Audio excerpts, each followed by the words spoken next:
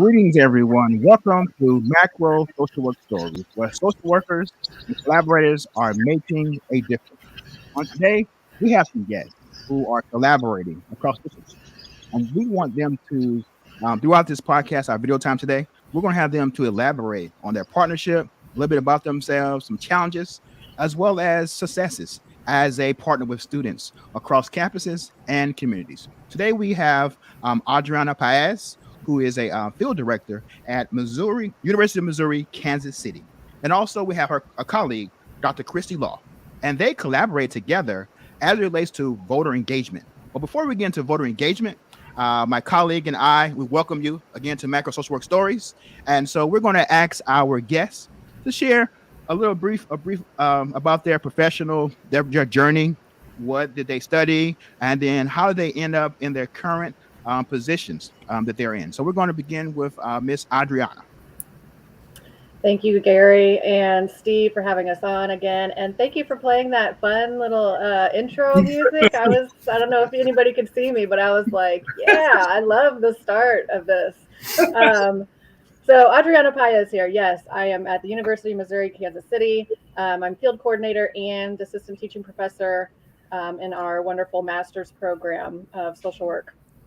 A little bit about myself. I'm obsessed with podcasts, and I'm loving this setup too. Gary, you're gonna have to teach me because I have plans to start something up on our campus.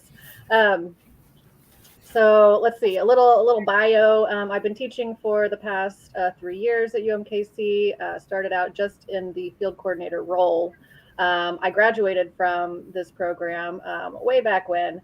And so I had spent a good amount of time in the field working with youth and young adults in various environments, education, residential, behavioral health, large community mental health agencies. But I have a real passion for education and was really excited to jump back on board with UMKC's MSW program and have really been finding my macro voice in this role. And it wasn't something I was always I was one of the students that I always talk about. Like they come in with they just have this really micro vision for their work. And since coming into this program and teaching students and having great conversations, I have really expanded my own kind of approach to the work. And so that has really that's where I have gotten really energized about civic participation and social workers engaging in that work in all places. So yes, super excited to be here. Yes, love to hear about how students give us vigor and energy as we do various things. Dr. Law, share a little bit about yourself at this time. Sure. Yeah. And again, I'll say thank you so much for having us on. This is so fun. I've never been on a podcast before. So yeah, I equally love podcasts. I love what they can provide and the voice and representation. So it's just fantastic. So thank you all for having us on and for doing this work.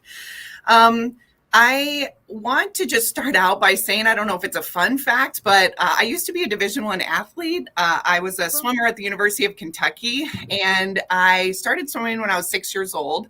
And that really is a part of my journey and how I got to where I am today, because in 1999 at the University of Kentucky, I joined AmeriCorps, and it was through my athletic participation that I did. And it completely changed my life. I had never heard about any types of, oppression or discrimination, even though it was all around me everywhere I lived. I had no awareness of it up until that point, up until the training I received in AmeriCorps.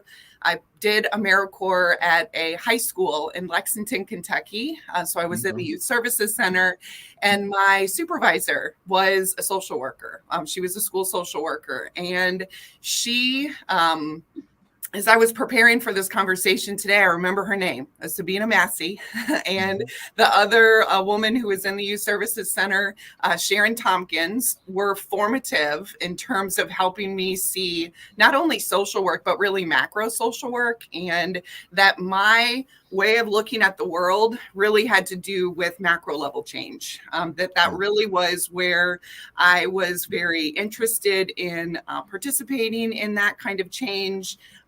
The work that I did at that high school, I would work with young people and the issues that they were facing. It almost felt, I didn't have words for it then, but it almost felt unethical for me to send them into the environments that they were struggling in because of systemic issues that were at play.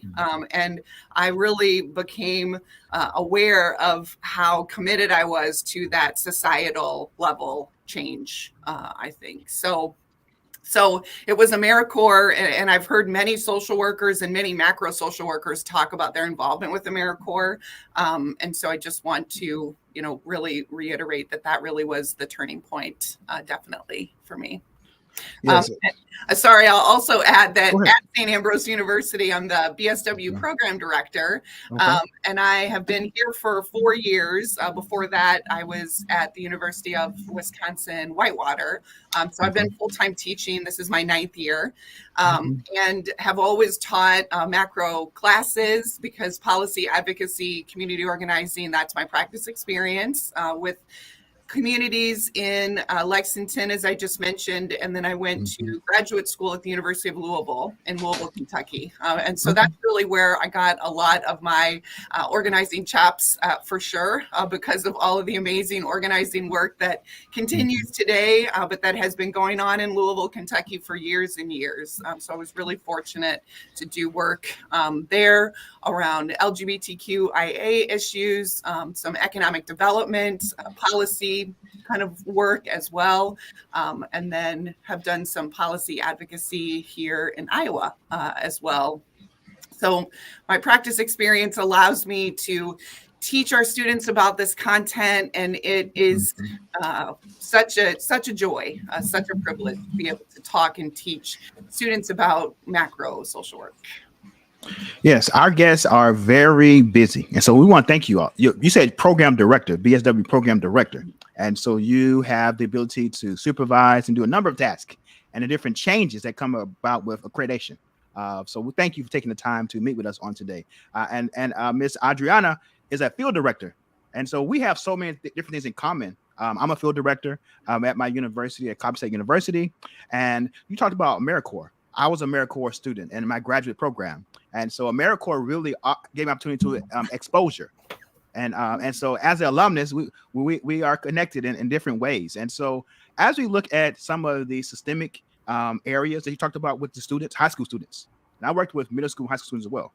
What were some of the systemic issues that you all see that we start with high school students that our students deal with as they try to engage on the macro level with bringing about change, systemic change? I think that one of the issues I remember seeing a lot was students that just had different access to resources, and how, that really limited their equal opportunity for all ideas. And just the conversations that I recall having with those students at that time really, revolved around that. I would also add that in Louisville, my first practicum experience at the University of Louisville was with the Louisville Youth Group, which was a youth group that was peer-led, and that focused on providing support to students that identified as LGBTQIA, and the systemic issues that they faced in their high schools, the issues that they faced when they would come out to their parents or their caregivers, and then have to find other places to live.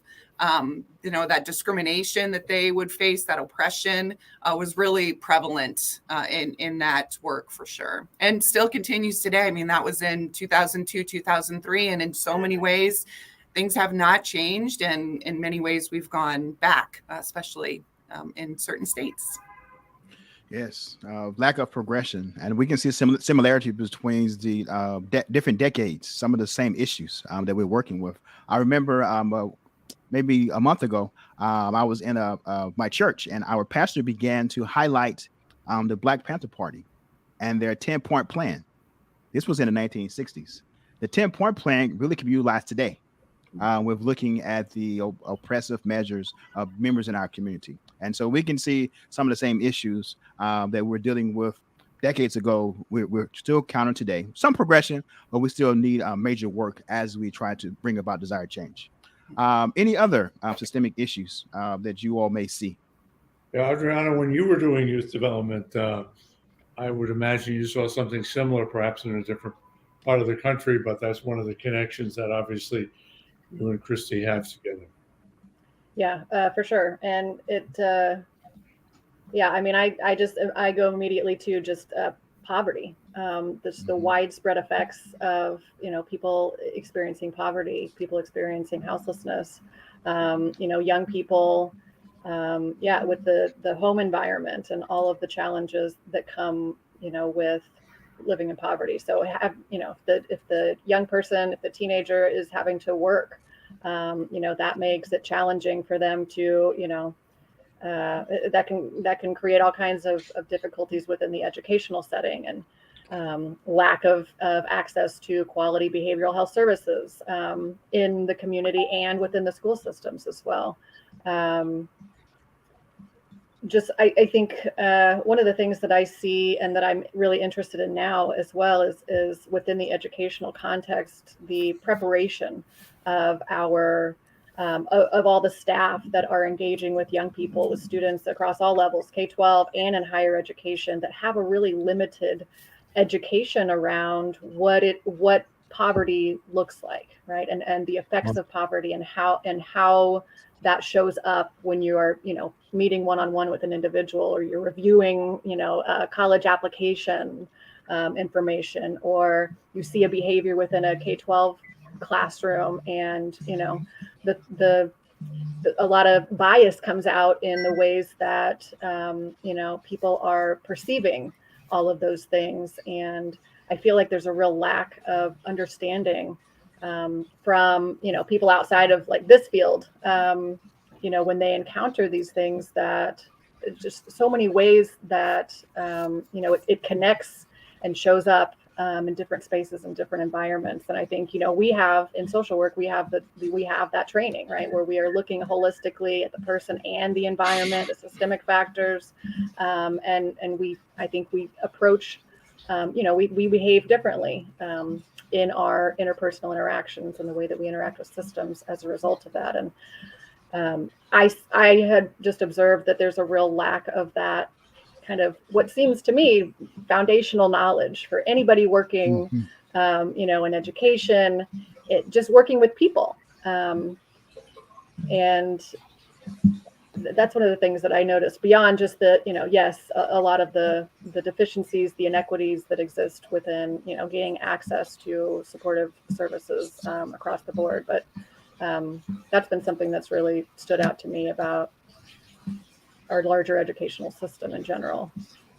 Yeah, so access. We're seeing students in our society not having access to resources and opportunities across where it is equitable in that process. So access, as well as poverty. When we look at poverty in our nation, it costs to be poor. It costs more. You pay more when you do not have the sustainable funds to take care of the various necessities. Housing, for example. We know that 30% of your income should be for housing. But when you live in areas, sometimes it's 60 and 70% of your income. And so when there is a disproportionate amount of your income being utilized for housing, other things, other essential things are not met because of our structure that we reside in. So access, poverty, all those different things, we can see how they they influence the education plight of our students, because your zip code impacts the type and the stream funding for your school system. And so, yes, we can see that in our students see that as lived experiences, or they may see that when they're coming to social work. And so I like the fact you talk about preparation. We can do a better job of preparing our workforce when partnering with individuals and families and communities and organizations. And so thank you all for highlighting some of the work you've done with adolescents. And so we transition from adolescence to college. And so both of you are in academia, higher ed. And so you're doing some interesting things around voter engagement. Tell us what you're doing around voter engagement. And then we'll talk about some of the challenges working with that area as well. Kristi, I feel like you should start because you all went first. Yeah, here at St. Ambrose, we became aware of the Voting as Social Work campaign that was started by Terry Mizrahi and others in that kind of part of the country. And we became aware of it here at St. Ambrose probably in around 2018. 2019, even though it had been going for a few years before that. And our departments, we're a small school, we're a Catholic university. We have about 3,000 students total in the university. The BSW program's new. Our MSW program has been around since 1999, but still, a small program. So we're a small, kind of nimble department that collaborates well together because we're small and we frequently interact with one another as we support students. And myself and my colleague, Johnny Augustine, and our field director, Jen Boddicker, really put our heads together and said, we want to really take on and incorporate this Voting as Social Work initiative. We want to embed it. We want to talk about it with our students. We want to grab this and really run with it. So we had some continuing education events that were based on Voting as Social Work in the fall of 2019. So St. Ambrose is located in the Quad Cities, right on the Mississippi River between Iowa and Illinois. And so we partnered with the executive directors from the NASW Iowa and Illinois chapters, and they came to our location here in Davenport. We did a continuing education event with many field folks, as well as other social workers in our community, and folks were just on fire with this information. They were so excited. They had never been taught some of the information before. They had never thought about how they could incorporate this into their practice, not as, a quote unquote macro social worker, but just as the people they are. How can they bring it in? How can they talk to their clients about voting? And so from there, we really said, okay, I think people are ready for this. So now what do we do next? So we said the next thing we're going to do is plan some days of action for spring 2020. Well, we all know what happened then. And so when the pandemic hit, we had to pivot quick because we had some big plans and we really wanted to incorporate the Voting as Social Work ideas into our field curriculum, into our field education experience for our students. And so from there, we had conversations with the folks at Vote ER, which is another nonpartisan, national campaign of folks that began in an emergency room in the Northeast. And we really loved their work because of their focus on socially distant ways to engage with voters. And so we really wanted to utilize their, they have QR codes. The poster over my shoulder here on this side is a product of their work. And they worked with us and helped us put out promotional materials that we could send to our field students. Yep, I have that lanyard as well. badge backers, all sorts of fantastic stuff.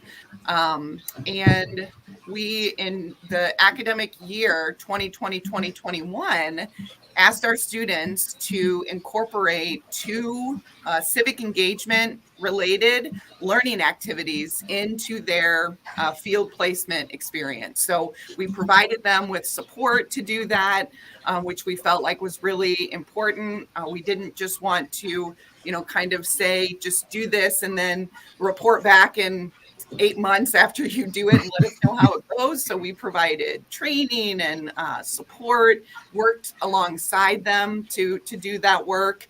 And we're just really excited with the ways that they responded to it. Their agencies were excited.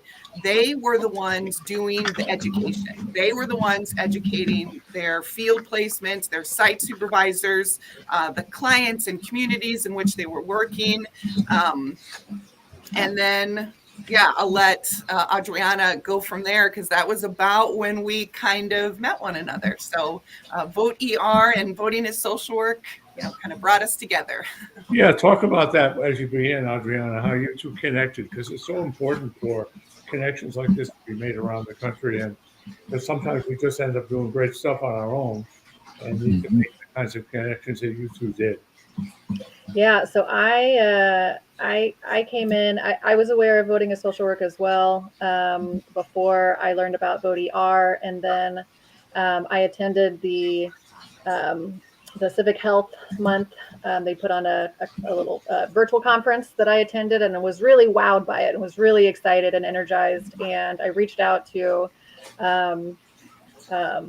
Alberto Cifuentes, and he was connected with both organizations, and he brought me into a group of social workers who were strategizing around how can we mobilize more social workers around this work. And so that's where Kristi and I met. And when I heard that she had done everything that she just shared in her program, I was like, oh, I need to talk to her. I need to find out. I need to make her share everything with me. And she did. And she was just so willing, and it was amazing. And so we just, we hit it off. It was kismet, really. And she gives me life and energy, and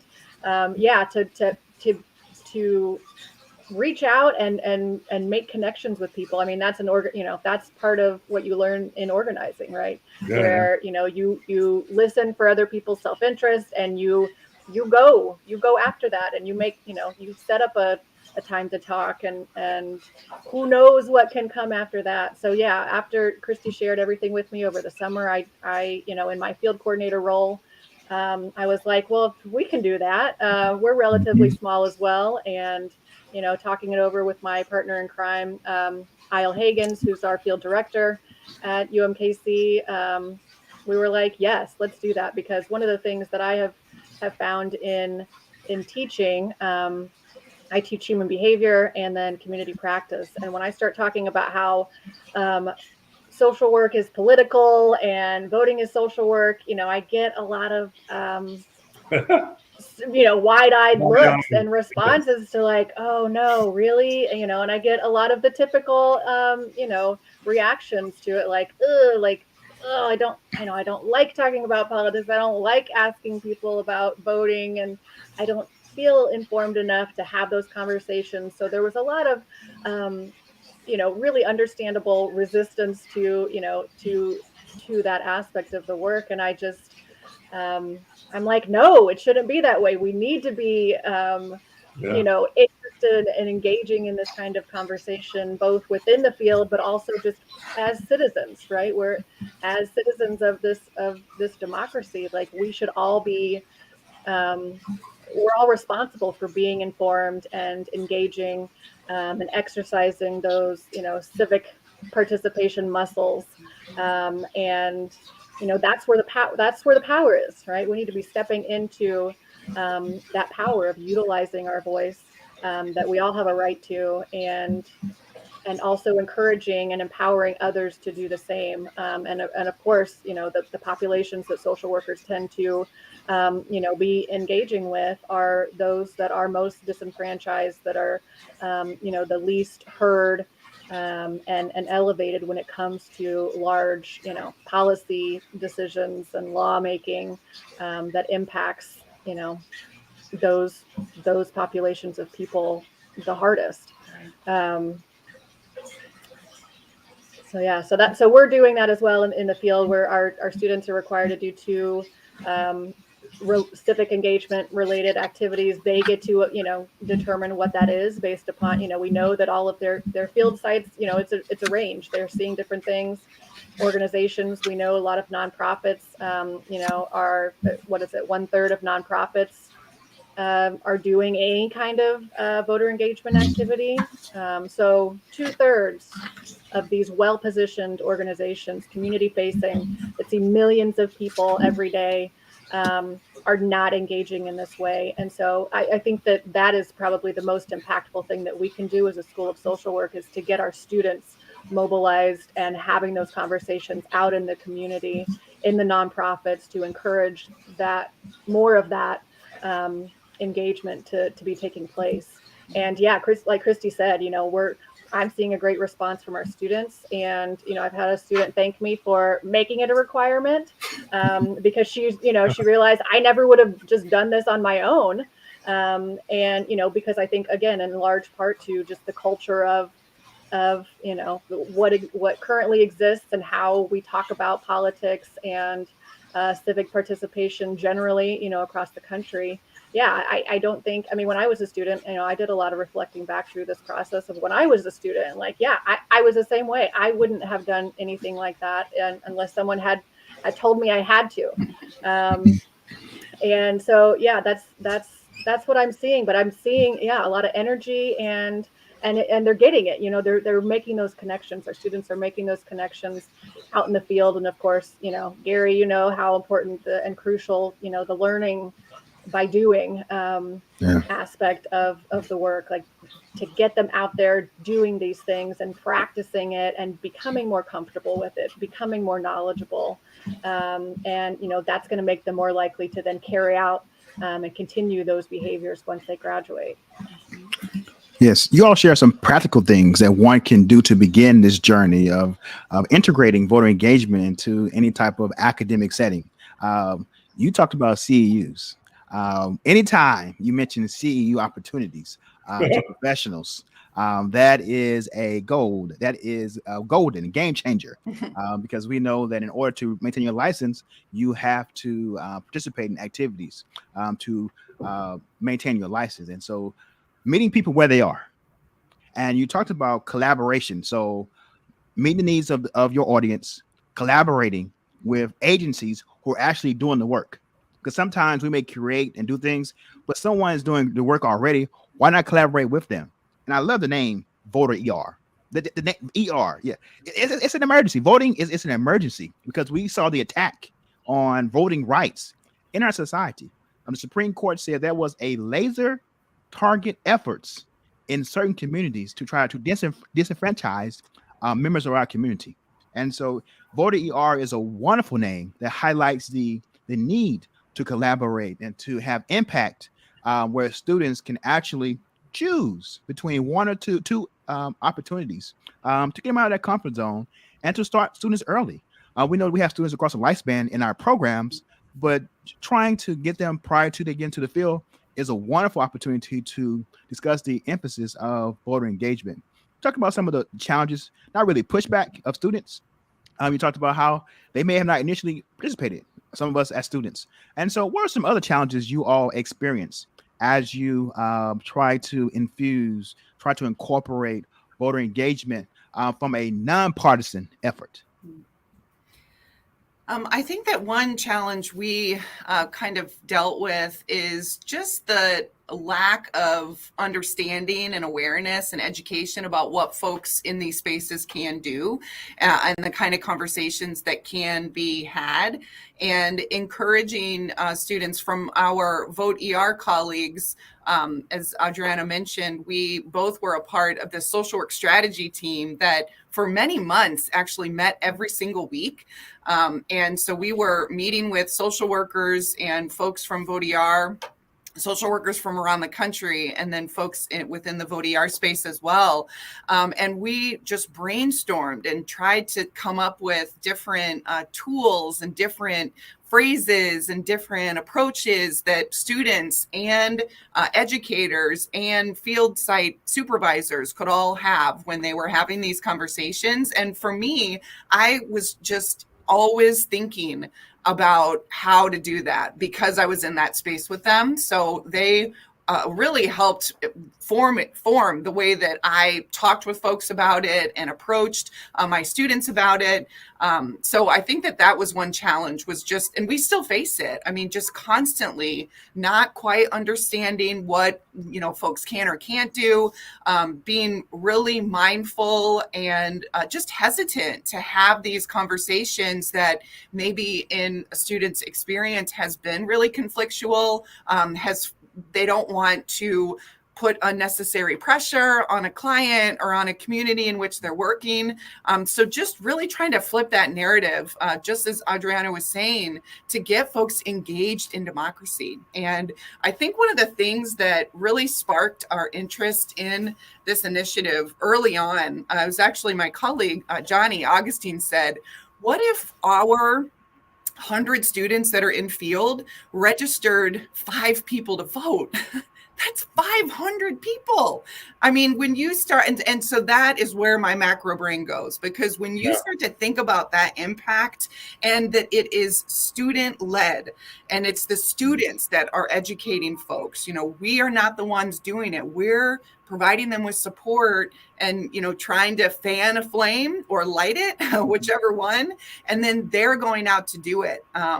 So I think that has been one way that we've tried to overcome, that education challenge. We just keep showing up to those education conversations and keep, pushing, nudging, gentle nudges to encourage students to do this work, which I think has been a way that we've kind of tried to overcome that challenge. Yes, thank you. Thank you. I would use the word push. I think we need to. I think they In need New to York, be pushed. nudge is a heck of a. I yes to everything Kristi just said. I think that we're talking about culture, changing a culture, right? Changing a culture of the nonprofit world, of education systems, and that takes time, and again, this just goes back to like organizing, experience and language, that it's a long journey, right? It's not going to happen immediately. Students are not just automatically going to, completely shift, and but slowly, like it can begin with just a curiosity, right? Of like, I wonder. And then just like, the collaboration piece, when people come together, who knows what can happen next? It's that when you spark that just a little bit of interest, and, who knows where that will go next. Like I said, I am so inspired by what I have seen from our students, and we didn't even, I'll say I'm looking forward to this coming year, because last year it really felt more like a kind of last minute effort where, Kristi and I were talking, and I'm like frantically like, can I pull this all together so that we can implement it in the fall? And what little I did, I just, like I said, I'm so inspired by what I've seen and energized, and like that is the thing, like I am in this space where I am loving it. I am loving every minute of it, and loving the collaboration and the new people that I am coming into contact with and meeting all over the country. And I want to share that with students. I had a conversation with a student where I literally said that, like, I want you all to have a taste of what I'm, of what I'm tasting over here, because I mean, this is what it's all about, collaborating, building relationships, and actually, building power enough to make real change happen. I mean, we talk about that conflict in social work and what we do between, are we agents of social control or are we agents of social change? And of course, it's definitely both. But I think that this is one way that we can really find ways that each of us can be a part of social change. Yes. And change is important. Go ahead, Steve. Yeah. Okay. Go ahead, Steve. I'm really interested. There's a couple of things. Both of you talk. It's clear that both of you have read or been influenced by Paulo Freire and bell hooks, because you both respect and mention you've learned from your students as opposed to you taught them. Not that you didn't, but that it was a learning experience. It says a lot about the approach that you take to this. The other thing, Adrianna, I just want to briefly say, as you know, I'm going to say this. The more people get open up to civic engagement and their own sense of power in doing this, the more they can see the need to work and collaborate and other things like, as you know, the social worker equity campaign that I'm involved in, you're getting a little involved in, is an area for students to see that their needs and interests for quality field placements and for dealing with student debt and the fact that they have terrible salaries that they're coming out with. There's a willingness to begin to think about that as not their problem alone, but one that we have to address together. So I'm, as you mentioned, Adrianna, that we have to change the culture within the profession that self-sacrifice has its limits. Not that we don't want to be there for people, but we're losing too many people as well. And I think the fact that both of you are doing this kind of work in states that are far more, where this is much more volatile, much more important, Missouri and Iowa, New York City, we do need to register people to vote. It's still important. And at the same time, it's a super blue state. And so it's different stakes. You're working in states where the stakes are much higher. And I would think, as Gary was saying, the challenge for you both with the agencies would be greater. That there would be pushback, not so much from students, but agencies afraid of funding, even though voting is neutral. Well, it used to be neutral. Voter registration, that's going to be where the hard work is going to be, I would think. So I'm sort of asking your perceptions on that, given the importance of your states. Go ahead. I was going to say, I was going to ask you, Kristi, to talk about the research and the information that we're collecting and gathering, not only from our students doing this work in their agencies, but our site supervisors as well, and getting some feedback. We have a couple of research projects going with this work too. So we are interested in the impact on students and their levels of civic engagement when we have this very explicit concerted effort to educate them and also encourage them to do some experiential learning around civic engagement. And so both of us are actually collecting data and our institutions to look at that question. And we are going to be presenting the most recent collection of that data at the upcoming BPD conference for undergraduate social work educators. So, and our team, which includes, I think at this point we're at 10 people on our team between the two institutions, including students. And it's just magical. It's just like what I got into academia to do is to do research, have this active scholarly agenda that is also service, that is also, connected to my teaching. My mentors are probably excited about where I'm at because they're the reason I'm here. My folks at the University of Louisville at the Kent School of Social Work, and then I did my doctoral work at the University of Iowa, and was just always told that this is kind of what you should try to look for, this collaborative scholarship agenda that kind of merges all these different focuses. But we have one project focused on student impact and then another project focused on our site supervisors to really learn from them, from their voices, from their perspective, what it was like to engage with us in this work, what we could do better, what barriers, what challenges. And so we collected both of these kind of rounds of data last year and then this year. So this year is the collaboration. Last year was just with our folks at St. Ambrose. And it is striking that we don't see a ton of barriers, and there's some level of self-selection, of course, with the people who are volunteering to participate. But in general, they're thrilled that we're being explicit, that we're providing the support for students to do this, that it's not like a unsupported mandate where we just tell them to do it again and then, check in with us in a few months.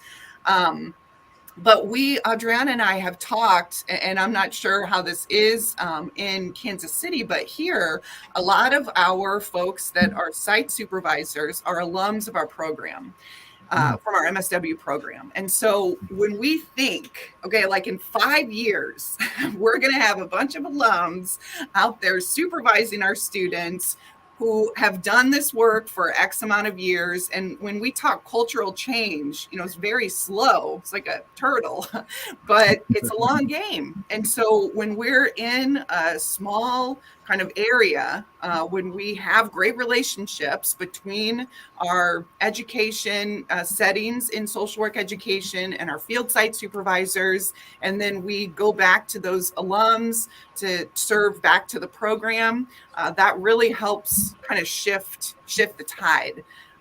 So that's exciting to think about, even though it's not going to happen tomorrow, but we're building towards that, which really is exciting.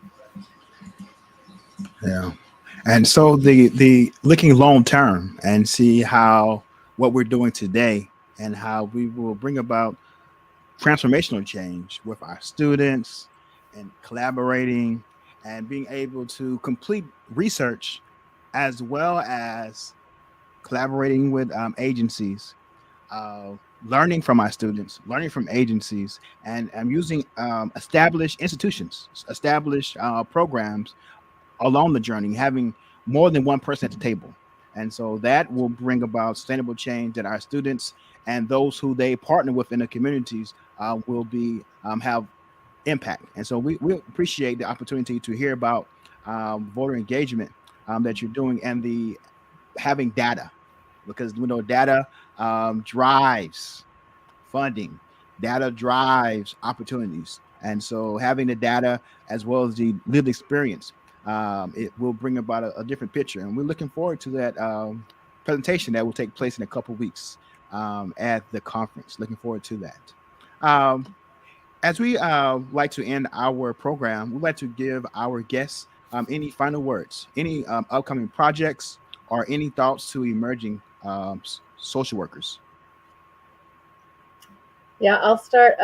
So I'm a part of the field directors group of Voting as Social Work, and we are planning a summer webinar. It's still kind of in the process of figuring out what that is, but it sounds like I'm thinking that I'm going to be sharing, providing a kind of a case study look at some of what we just shared today about what we've been doing in our programs and the collaboration. And hopefully maybe bringing in some of our student voices, inviting some of our field instructors to provide, their experience with it in this last year. We want to get the message out. We want people to take, what they're hearing and apply it in their own schools and their workplaces. We really just want to spread the word. And so if you're interested in this work, one, you can reach out to myself or Kristi. Voting is Social Work and VOTER both, have amazing websites and great resources available for, you to take and again, utilize and spread the word as much as possible. So yeah. Thank you. Great. Yeah, I'll just echo and piggyback off of that to say that it just takes doing one little thing. and the resources are available. They are in abundance. And I think that one of the things we started out utilizing kind of the frameworks and a lot of the resources explicitly produced by Voting to Social Work. And then after we had a year of incorporating this work into our students' learning agreements, we did a deep dive into those learning agreements and pulled out the activities that our own students did, and then drafted our own materials so that we could help students see that this is something that you can do in this community, because the students who were in your agencies last year did the same thing. So I think really just helping students see themselves in this. And so that would be something I would really just encourage folks to think through, is help your students see themselves doing this. Just do one little thing, and it's amazing how that one little thing just rolls down a hill and becomes something huge that just has such a big impact. So I will also say that please reach out to either one of us. We want to just grow our network of this collective of folks who are doing this all over the country, because we can learn from each other. We can learn from our agencies, like Dr. Jones said. We can learn from our students, and doing it alongside one another is that co-learning that is just so powerful. So yeah, just take the first step, and I promise you it'll be worth it, and it'll be life-changing and great, and students will just love it. So yeah. Wow.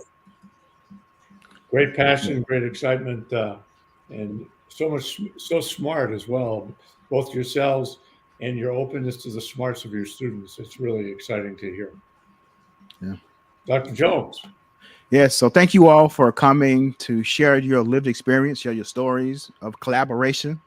And we look forward to taking the challenge of contacting you and being a part of that team where we also can take the mantle of engagement, voter engagement, and addressing other systemic issues in our society to bring about change to the vulnerable who are resilient, the oppressive individuals in our society. So thank you all for your story, and we'll see you in our next podcast.